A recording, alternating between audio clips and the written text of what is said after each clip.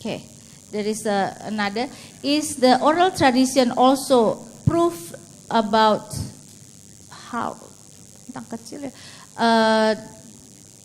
the small possibility that the Gospels were written because the culture that happened on that day is orality culture and not written culture. It means that the oral tradition shows that actually there is a small chance the Gospel are written. I'm not sure I understand the question. If the idea is, well, sometimes this discussion goes on. Was there a possibility that some people were taking notes during the time that Jesus was teaching and that kind of thing? Kadang-kadang ada pertanyaan misalnya, apakah kemungkinan bahwa ketika Tuhan Yesus memberikan pengajaran-pengajaran orang itu mencatat? It's conceivable here and there. Ya, mungkin bisa saja terjadi. But I think the bulk of it was retained through the experience of experiencing someone. Tetapi saya rasa kebanyakan daripada mereka itu adalah melalui experience pengalaman orang lain. Think about the people you're often closest to. Coba bayangkan mengenai orang-orang yang sangat dekat dengan kita. Who impact your life. Tentang orang-orang yang berpengaruh dalam hidup kita. In most cases you don't write about the experiences that you had with them that framed who you are. Di dalam banyak kasus kita tidak berbicara tentang orang-orang people who frame who you are. People who formed who you are. Yang mempengaruhi kita. And so oftentimes the people that are closest to us and impact us the most, the impact of their memory is, if you will, imprinted on our soul. Jadi sering sekali sebenarnya orang-orang yang paling berpengaruh pada kita, pengaruh itu lebih ke arah kita cetak di dalam jiwa kita. Ya. You don't need to write that down. Kita tidak perlu menuliskannya. Because their imprint is all over you. Karena sebenarnya pengaruh mereka itu ada di dalam keseluruhan kita. And the memory of what you remember about them is all over you. Dan ingatan kita tentang orang-orang itu ada di dalam keseluruhan kita. So that, for example, when they die, jadi ketika mereka meninggal, what do? You sit around a table and remember how this person impacted your life. Apa yang kita lakukan? Kita duduk bersama-sama dan mengingat kembali pengaruh dari orang yang sudah meninggal itu terhadap kita. I'm deeply suspicious. Dan saya sebenarnya curiga that's how Jesus impacted the apostles. Saya rasa yaitu adalah bagaimana Yesus kemudian mempengaruhi para rasul. How about Paul, who has as the apostle, who is the apostle? Is his understanding about Jesus can be categorized as the gospel, although actually he doesn't directly meet Jesus. Yes, let's talk about Paul. This is an interesting example of something. Ya, mari kita berbicara tentang Paulus. Ini merupakan sesuatu yang menarik. Be patient with me on this. Coba saudara sabar sedikit. Remember that at the beginning of Acts, Judas is replaced as one of the 12. Ingat bahwa pada permulaan kisah Rasul, Yudas diganti oleh orang lain. Guess who doesn't go into that 12 slot? Coba tebak siapa yang tidak masuk di dalam tempat yang ke-12 itu? Bukan Paulus. It's Matthias. Itu adalah Matias. What surrounds that choice? Apa yang ada di dalam sekeliling pilihan tersebut? The church is gathered together in unity. Jadi gereja kumpul bersama-sama dalam satu kesatuan. They're praying together. Mereka berdoa bersama-sama. They're singing. Mereka bernyanyi. They're obeying Jesus by being in Jerusalem. Mereka mentaati Yesus dengan berada di Yerusalem. Peter cites scripture to form the basis of making this choice. Dan Petrus membaca Alkitab untuk menjadi dasar pilihan ini. Says it's in fulfillment of what the scriptures predict. Dan mengatakan bahwa ini untuk mengatur apa yang dibuatkan dalam Alkitab. And then they cast a lot to leave the choice up to God. Dan kemudian mereka membuat undi untuk menanyakan kepada Tuhan. There is not one hint in anything that Luke says in that chapter that is viewed negatively. Lukas tidak memberikan petunjuk apapun bahwa apa yang dilakukan itu dilihat secara negatif. So Matthias goes into the 12th slot. Jadi Matias masuk kepada tempat sebagai rasul ke-12. What does that mean for the term apostle? Dan apa itu artinya di dalam terminologi kerasulan? The term apostle in Greek means sent one. Di dalam rasul di dalam terminologi Yunani berarti seseorang yang dikirim. you look at Acts 14, Jika kita melihat kisah 14, you will see that Barnabas and Paul are called apostles in that chapter. kita akan melihat bahwa Paulus dan Barnabas disebut sebagai rasul di dalam pasal tersebut. You go to 1 Corinthians chapter 9, Dan jika kita pergi ke 1 Korintus 9, the issue comes up about whether or not the spouse of an apostle can receive support. di mana kita berbicara tentang apakah istri daripada para rasul itu bisa boleh More mendapat than dukungan 12 are referred to. lebih dari 12 yang dimaksudkan di sana. So there's a sense in the term apostle that goes beyond just the 12. Jadi ada suatu nuansa arti rasul itu lebih daripada 12 rasul. Paul's an apostle in that sense. Paulus adalah rasul di dalam nuansa tersebut, And he has authority because he was directly commissioned by Jesus into the role. dan dia mempunyai otoritas karena dia yang langsung dikomisikan oleh Yesus untuk memegang peran tersebut. So we have the 12 plus, Jadi kita memiliki 12 plus, and Paul is one of the pluses. dan Paulus adalah salah satu dari yang di plus tersebut.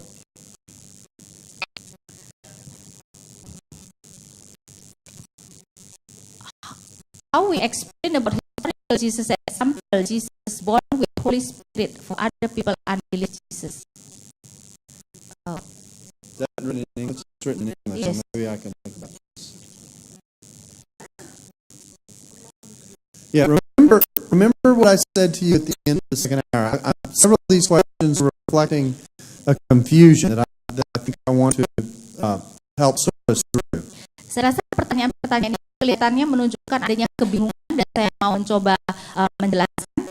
The historical Jesus is a way to talk to people about Jesus who don't embrace everything that the Bible has to say about it. Yesus sejarah adalah cara kita bisa berbicara kepada orang-orang yang tidak percaya kepada Alkitab seperti yang kita percaya. I am not saying in anything that I say to you over the next several days Saya tidak mengatakan kepada saudara dalam apa yang akan saya katakan beberapa hari ini, that the historical Jesus that meets these standards that we're talking about dan bahwa Yesus sejarah yang memenuhi standar-standar yang kita bicarakan is all we can or should say about the real Jesus. adalah apa yang boleh kita katakan mengenai Yesus.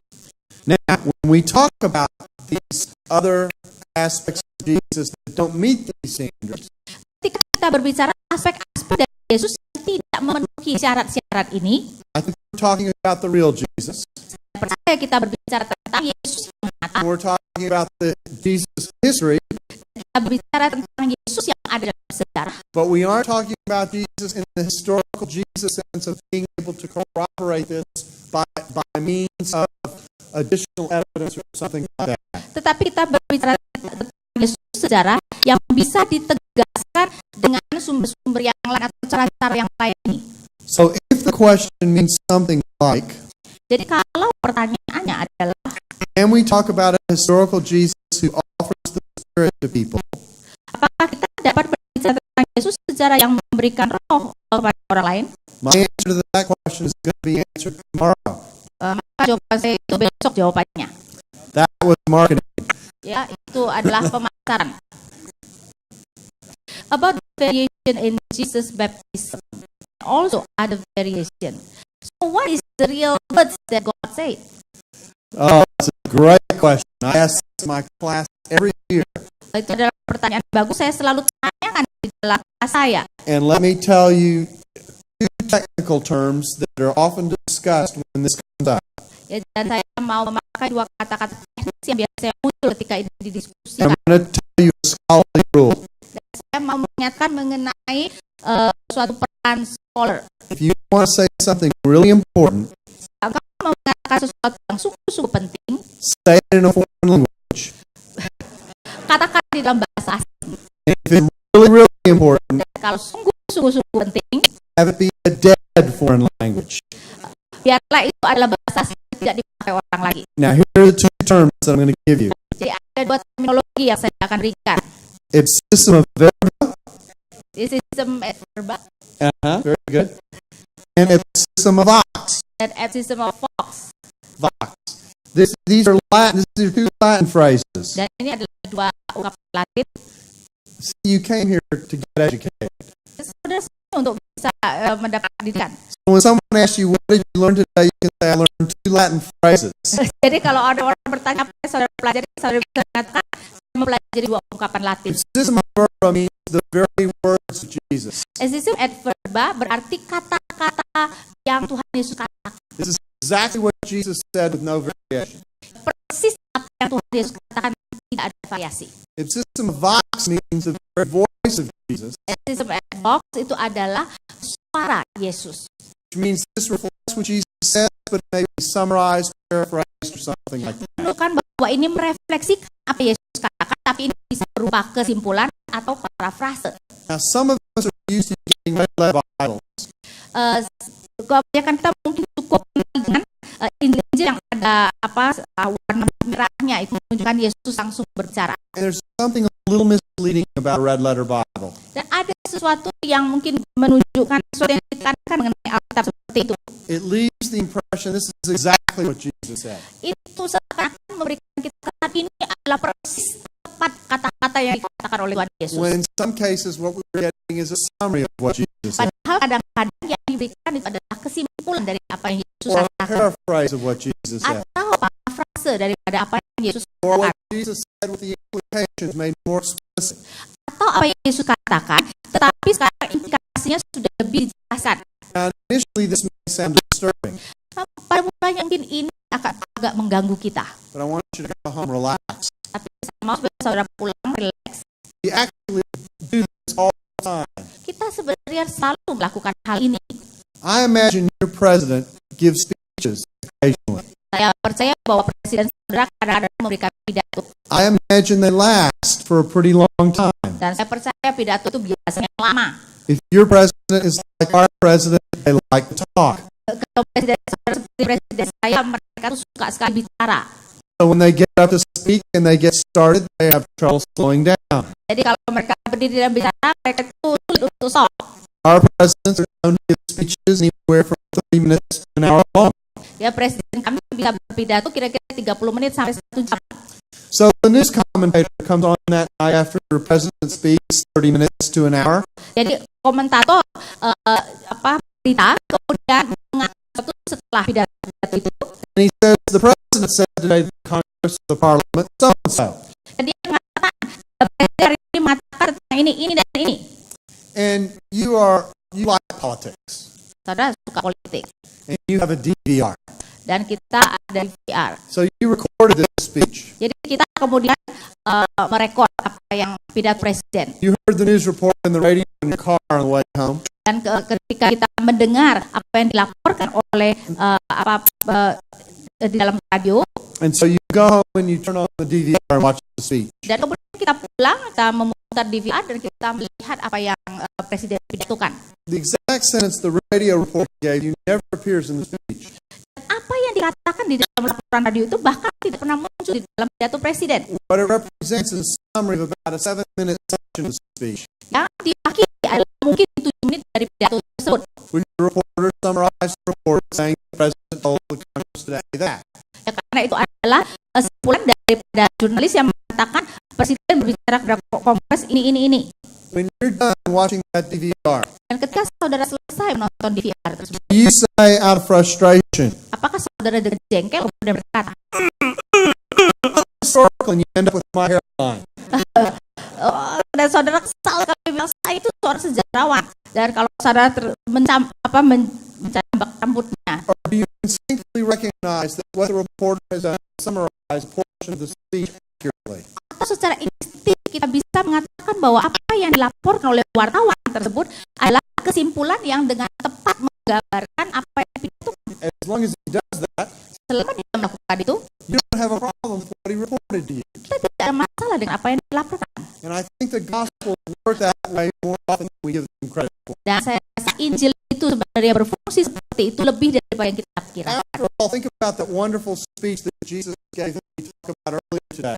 Coba bayangkan kita mengenai ajaran Tuhan Yesus yang kita dengar, All those people bring out their lunches so that everybody could be fed. yang membuat semua orang membawa makanannya, bekalnya itu. We know that Jesus spoke for a long period of time. Kita tahu bahwa Yesus berbicara untuk waktu yang sangat We're panjang, not given any summary of what he said. dan kita hanya diberikan kesimpulan daripada apa yang dia katakan. Or take the Sermon on the Mount. Atau mengekor bukit Take 7 minutes to read. hanya 7 menit kalau kita membaca. What if every pastor in this room were restricted to 7-minute sermons? Coba bayangkan kalau setiap pendeta itu hanya boleh berkhotbah 7 menit. The church would never be the same. Gereja tidak akan sama. But my point is this, Poin saya adalah that we actually do this instinctively all the time as a matter of culture. kita sebenarnya melakukan secara instinktif hal yang sama di dalam setiap budaya. And the only thing that would bother us is if the representation of what is said is somehow inaccurate. Hanya menjadi masalah kalau apa yang direpresentasikan itu berbeda dengan apa yang Now, I terjadi. was asked what I thought the words at baptism were. Saya selalu ditanyakan, sebenarnya kata-kata dalam baptisan itu yang persisnya itu apa? In a good professorial style, I've taken forever to answer the question. Dan saya selalu mengambil waktu yang panjang untuk menjawab. Here's what I think happened. Dan apa yang saya pikirkan adalah ini. I think God addressed Jesus directly. Saya rasa Allah berbicara pada Yesus secara langsung. You are my beloved son. Engkau adalah anak yang This kukasihi. actually was a commission of Jesus to start his ministry. Dan ini sebenarnya merupakan perintah bagi Tuhan Yesus untuk memulai pelayanan. Jesus was identifying with John the Baptist's ministry and what it had represented before he got started. Dan Tuhan Yesus identifikasikan dengan pelayanan Yohanes Pembaptis dan That's apa yang why he harus got dia lakukan. baptized. Karena itu kemudian dia dibaptis. The only two people who heard or saw anything Hanya ada 2 orang yang mendengar dan melihat semuanya, were John the Baptist and Jesus. yaitu Yohanes Pembaptis dan Yesus. Because John's gospel has John the Baptist as a witness to Jesus, Dan Injil Yohanes memiliki Yohanes Pembaptis sebagai saksi mata that he was to testify about the one who he saw the dove descending on. bahwa dia harus bersaksi tentang seseorang yang dia melihat burung merpati turun atasnya. If everyone saw it, he would have no need to testify to it. Karena kalau semua orang melihat burung merpati itu turun, dia tidak perlu lagi menjadi saksi. So this was said to Jesus, and John overheard it. Dan jadi ini diberitakan kepada Yesus dan Yohanes Pembaptis mendengar. All Matthew does is bring out the significance of what that represents. Jadi yang Matius lakukan adalah memberikan signifikansi daripada kejadian tersebut. God was pointing out this one is his son. Allah menunjukkan bahwa ini adalah anaknya. So that's how I think it works. Jadi itulah yang terjadi. There's someone who wants to ask a question.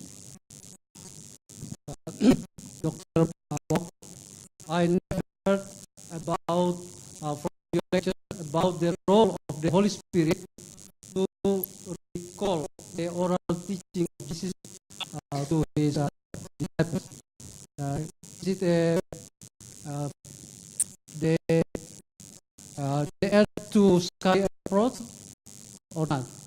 Yes, I mean, my thinking, Holy Spirit is involved in the inspiration of Scripture, in the work of the tradition. This is something that the farewell discourse discusses and talks about. Di dalam pemikiran saya tentu saja Roh Kudus juga bekerja di dalam inspirasi, dan ini juga bisa kita lihat di dalam diskurs farewell, mengatakan selamat tinggal, This is perpisahan, John 14 to 16. ya Yohanes 4 sampai 16, So he talks about bringing to their remembrance all that he said and taught them. di mana Yohanes mengatakan bahwa Roh Kudus akan membawa kepada mereka, mengingatkan kepada apa yang Tuhan Yesus. This is part of what is associated with this oral tradition oversight that we're talking about. Jadi ini adalah bagian dari penerusan secara oral yang diawasi yang tadi kita bicarakan. Now, part of the reason why I didn't mention this was on purpose. Ya, sebenarnya salah satu alasan kenapa saya tidak menyatakan itu adalah dengan sengaja. Remember, part of what I'm trying to do when we talk about the historical Jesus is to operate by someone else's rules. Karena ingat bahwa apa yang kita lakukan di dalam memberikan sejarah Yesus sejarah adalah kita melaksanakan atau beroperasi dengan peraturan orang lain. I can talk about the Holy Spirit, Tentu saja saya bisa bicara tentang Roh Kudus, appeal to the Holy Spirit, yang mengacu kepada Roh Kudus. but when I do so, I'm playing by my rules. Tetapi dengan demikian saya bermain dengan peraturan saya. So the conversation I want to have with someone who may not even know what the Holy Spirit is Jadi pembicaraan saya dengan orang yang bahkan mungkin tidak tahu apakah itu Roh Kudus. to just talk about the factual material, if you will, that I'm dealing with. Jadi adalah berbicara kepada materi secara faktual seperti yang saya lakukan. Once I begin to draw them into this conversation, Setelah saya menarik mereka dalam pembicaraan ini, Again, think about the possibility that God can speak and give a revelation. Ya, dan kemudian baru kita berbicara tentang kemungkinan Allah bisa berbicara dan memberikan wahyunya. That God can direct people by His Spirit. Bahwa Allah dapat menuntun orang melalui Roh Kudusnya. Then I would be likely to talk about the Holy Spirit's role in all of this. Dan baru kemudian saya akan lebih cenderung berbicara tentang Roh Kudus dan But perannya. in certain situations, I might do it in steps rather than doing everything all at once. Ya, tetapi dalam situasi tertentu saya akan melakukannya dalam tahap-tahap yang berbeda daripada langsung melakukan semuanya. Great question. Ya, pertanyaan yang sangat baik. Masih ada yang 5 minutes. Kita punya 5 menit lagi. Masih ada yang dari floor? Silahkan, itu ada mic.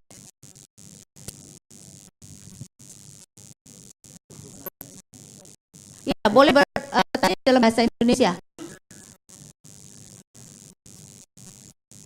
Ya, terima kasih. Sejak tadi kita sudah berbicara tentang the historical Jesus. Di dalam We have been talking about historical Jesus. di dalam Injil-Injil kita bisa membaca dan mempelajari tentang kisah-kisah atau sejarah Tuhan Yesus dari umur 0 tahun sampai dengan 12 tahun. Dan juga dari umur 30 tahun sampai dia meninggal. Nah, jadi yang menjadi pertanyaan saya adalah mulai dari umur 13 tahun sampai dengan 29 tahun, Tuhan Yesus di mana pada saat itu? Oke. Jadi, mengapa saya bertanya seperti ini? Karena saya rasain juga penting kalau seandainya ada orang awam yang mau menanyakan hal seperti itu. He said the Bible doesn't tell us what Jesus does, where he is from. He is at the age of 13 to 29. So what happened to him and where he is? See, that's because the Bible isn't interested in telling us everything about Jesus that we might want to know as if He's writing a biography of Jesus. Itu adalah karena memang Injil tidak tertarik untuk memberitahukan segala sesuatu tentang Yesus seperti yang mungkin kita inginkan, karena dia tidak menuliskan biografi mengenai Yesus. We don't even get a description of Jesus. We don't even know how tall He is. We don't know what color eyes He had. We Bahkan don't kita tidak know memberikan, whether He had lots of hair or, was blessed. bahkan tidak memberikan gambaran fisik. Kita tidak tahu berapa tingginya, matanya warna apa, apakah rambutnya banyak He may atau have a rebotan. completely different kind of kenosis. Dia ada pengosongan yang berbeda. Because the Bible is interested only in presenting that material that helps us understand what His mission was. Nah, kita hanya tertarik untuk memberitakan pada kita hal-hal yang berkenaan dengan misinya. So we shouldn't think of the Bible as giving us a biography of Jesus like we might write if we were writing in the 21st century. Jadi kita jangan memikirkan Injil seperti biografi yang dituliskan seperti kalau kita menuliskan biografi kita di dalam abad 21 ini. This is a very selective kind of presentation of material. Ini adalah penggambaran yang sangat selektif yang dipilih oleh penulis-penulis Injil. Done from a variety of angles. Yang dilakukan di dalam berbagai macam sudut. And part of what non-conservatives will do is they will exploit this. Dan salah satu hal yang dilakukan oleh non-konservatif adalah mereka akan memakai hal ini. They will expect the text to answer questions it doesn't try to answer.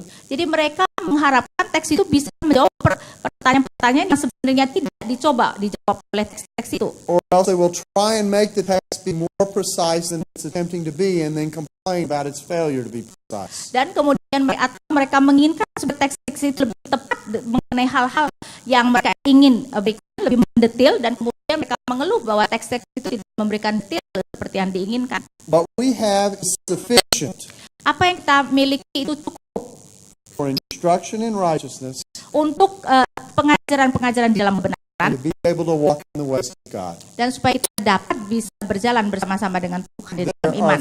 are 565,343 other questions Ada 565.343 pertanyaan lainnya. about Jesus, give or take one or two. Ya, mengenai Yesus mungkin 1-2 That berbeda. when God holds a great press conference in the sky after it's all over, Dan bahwa nanti ketika Allah memberikan press conference pada waktu segala sesuatu itu sudah selesai, there will be a long question and answer session.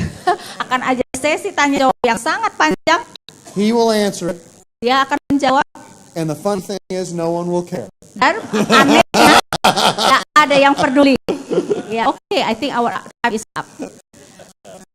Oke.